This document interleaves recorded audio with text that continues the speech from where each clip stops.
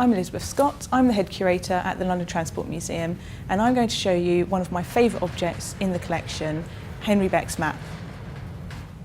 So I'm going to talk about Henry Beck, and also known as Harry Beck, and his underground map for London. But before I do that, I want to put it into context really, because I think we need to look at what came before it to really realise how revolutionary it was as a design. So the first public transport maps were from 1880, and they were geographic in style, and they very much looked like pared back A to Zs. Most importantly, the underground lines were represented literally in relation to the streets above.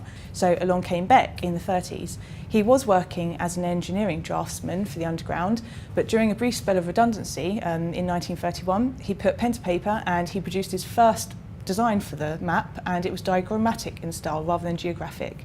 And he presented a very accurate prototype of his map to the Underground Publicity Office, but they rejected it. If you think back to kind of the mindset of the company at the time, they probably thought it was really risky because it was such a radical approach to its predecessors, and they probably thought it was a massive gamble, especially in terms of their passengers' trust. So they rejected it. Beck, however, persevered, and he resubmitted his map, and it was finally accepted on the second try.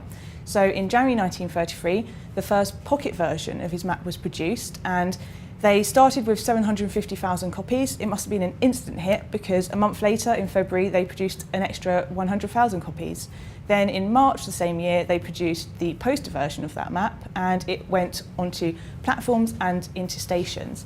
So with Beck's diagrammatic style, he was freed from having to represent the underground lines geographically accurately in relation to the street above.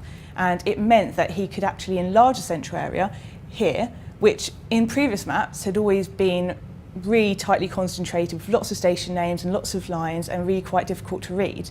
And it meant that he could open that up and present that information much more clearly, and then he could also compress the outer stations that were actually fewer in number. And then what he also did was he used straight lines that were at 45-degree and 90-degree angles.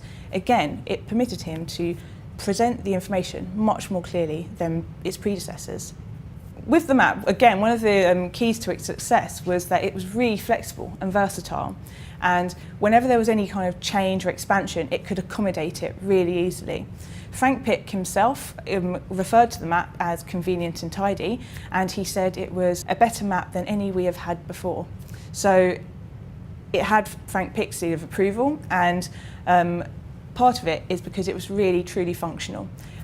Beck remained the principal designer of the map until 1959, and since its introduction in 1933, it's basically been the standard representation of London's underground network ever since.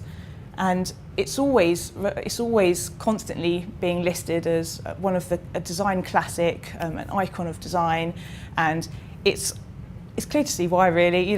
Since Beck's map, all transport networks around the world use diagrammatic maps instead of a geographic style. And to me, it really is a good piece of design because no matter what you throw at it, it just takes it. And with new lines being opened, it just goes on there with some tweaking. It still looks like Beck's map.